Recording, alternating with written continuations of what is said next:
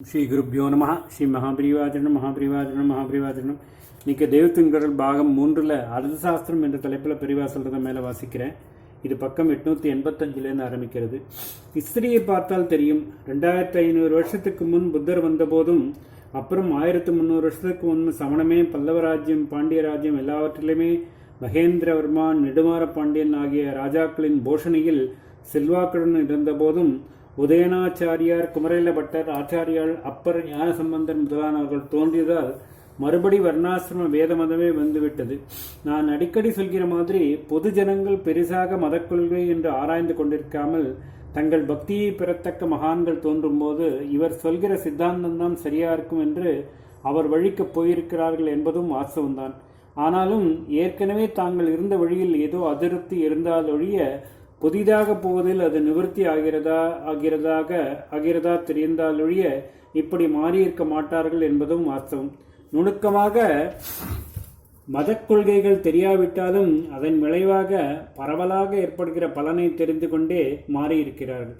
அதனால் புத்தரும் ஜினரும், அதாவது மகாவீரரும், ஜாதிகளை எடுத்து போட்டுவிட்டு எல்லாரையும் ஒன்றாக பண்ணினதில் பொதுஜனங்கள் ஆஹா என்று அப்போதைக்கு திருப்திப்பட்டு அந்த வழிகளில் கொஞ்சம் போனாலும் நாளாவட்டத்தில் இந்த ஏற்பாட்டில் தங்களுக்கு ஸ்டேட்டஸ் இருப்பதாக தெரிந்தும் கூட அதிலே தனி வாழ்க்கை, சமூக வாழ்க்கை இரண்டுமே சீராக அபிவிருத்தி ஆவதற்கு இடமில்லை என்று கண்டுகொண்டுதான் மனப்பூர்வமாக எந்த கம்பல்ஷனும் இல்லாமலேயே வைதிக வழிக்கு திரும்பி வந்திருக்கிறார்கள்.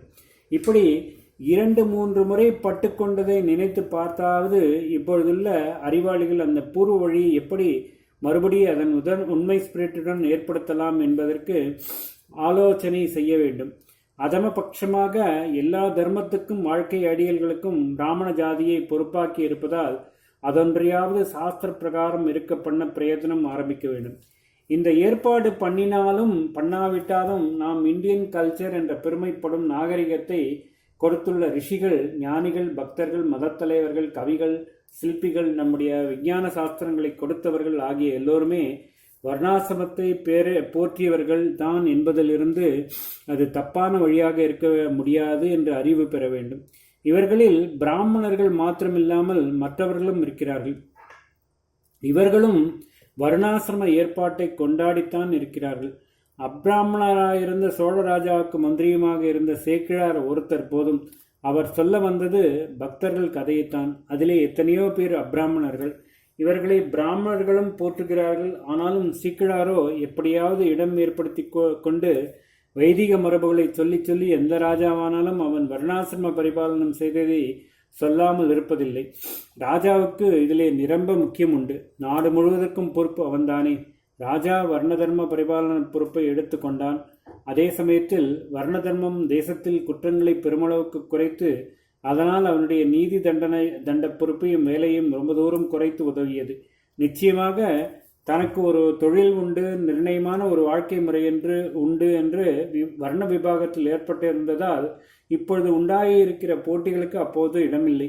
போட்டி இருக்கிற போதுதான் பொறாமை உண்டாகிறது, பகை ஏற்படுகிறது, மோதல், அடிதடி, கிளர்ச்சி, ஏமாற்றுவது, லஞ்சம், திருட்டு, கொலையே பண்ணுவது என்றெல்லாம் குற்றங்கள் பெருக இடம் ஏற்படுகிறது.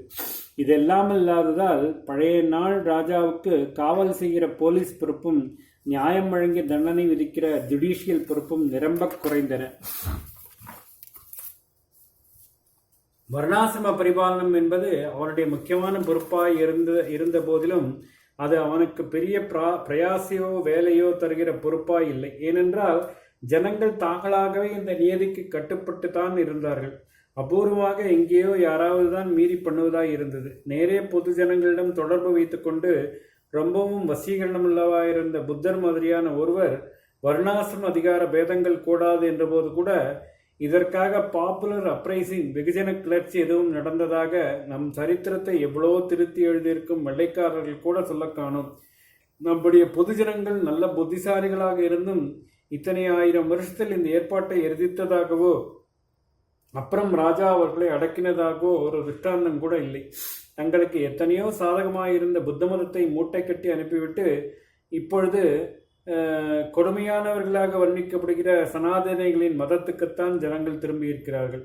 வர்ண விபாகத்தில் தங்களுக்கு பர்சனலாக ஒரு நிம்மதியும் சமூக வாழ்வுக்கு ஒரு ஸ்டெபிலிட்டியும் இருப்பதாக அவர்கள் கண்டிருந்தால் அன்றி இப்படி பண்ணியிருப்பார்களா?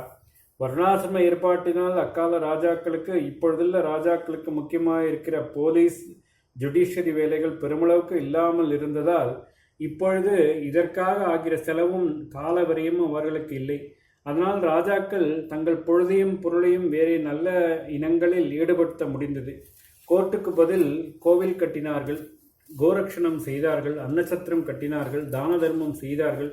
கனபாடிகளுக்கு ஸ்ரோத்ரியம் கொடுத்து வேதத்தில் அதிகாரம் உள்ளவர்கள் இவர்களிடமிருந்து தர்மங்களை தெரிந்து கொள்ள பண்ணினார்கள். உடுக்கு அடித்து பாரதம் சொல்கிற பூஜாரிக்கு மானியம் விட்டு அதே தர்மத்தை இவனிடமிருந்து பாமர ஜனங்களும் தெரிந்து கொள்ள பண்ணினார்கள். பிரஜைகளின் வயிற்றுக்குறையை போக்குவதும் தர்ம அபிவிருத்தியுமே அரசனுடைய காரியங்களாய் இருந்தன. ஜனங்கள் கோவிலுக்கும் தர்மோபதேசம் நடக்கும் இடங்களுக்கும் போய் சாந்தர்கள் ஆனார்கள். சட்டத்தை மீறாமல் சாத்வீகர்களாக எல்லோருடனும் சமாதானமாக வாழ்ந்தார்கள். இந்த சமாதானத்தை ஜாதி தர்மம் காப்பாற்றி வந்தது.